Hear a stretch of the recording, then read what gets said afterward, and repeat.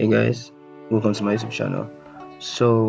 For me to start this project, I needed to block out the overall shape of the bus first, since that was going to be my the main item in the scene. And I already had blocked out the bus. I used the plane to block it out. I actually did not record that process. My bad. But then again, yeah. So I already blocked it out, and then here I'm just trying to finalize the blocking out, which is going to involve the vertices. Hopefully I'm going to add the windows and other parts of the bus. So now I'm trying to extrude the shape of the windows to give it a more defined shape.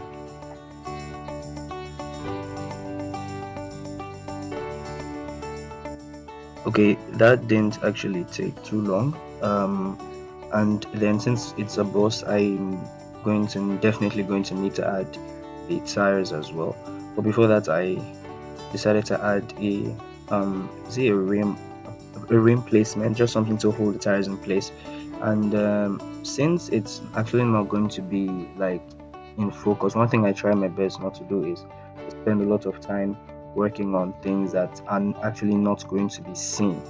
Yeah, so it just saves me a lot of time, saves me a lot of stress and work process. So I just placed just a simple cylinder. I just placed it there, just something to hold the tires in place, give it a more defined, refined kind of look. Yeah. So yeah, basically that's that's that. Then yeah, so I'm now trying to add the tires. Yeah, so the tires is where the rest of the work comes in. It's not difficult yet, but then it's going to need a little bit more detail than the rim itself, since it's going to be seeable. It's going to be viewed from the outside, so I need to spend more time on the tires. So uh, placing the tires, putting it in the right place, make sure it matches with the rim, so it's not going to be one-sided. Then after that, I'm now going to add details to it and make it look even more refined.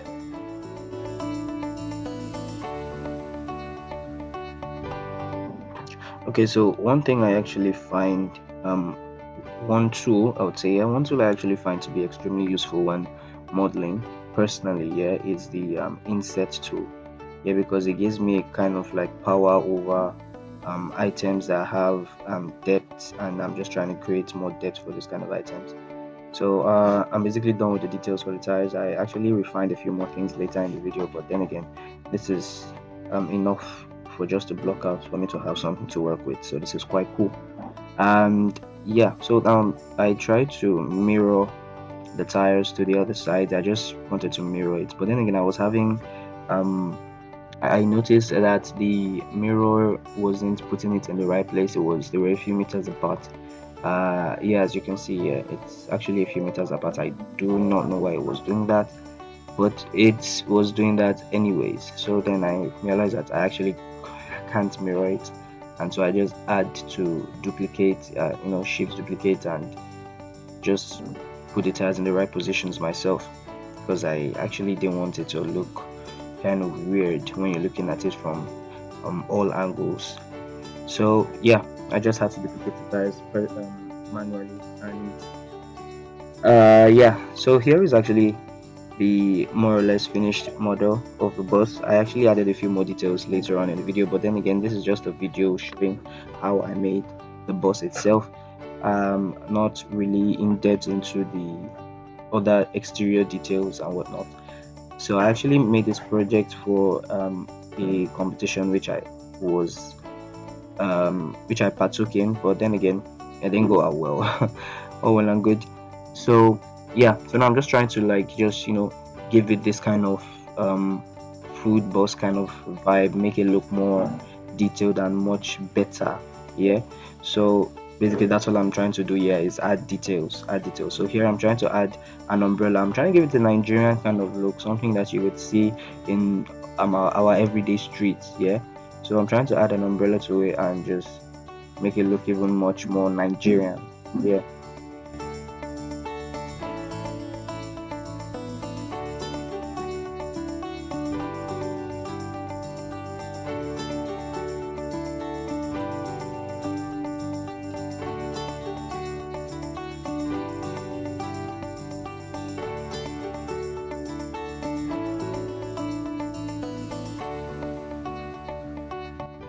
Okay, here I'm done with the umbrella and I'm just trying to duplicate it and spread it out more in the scene.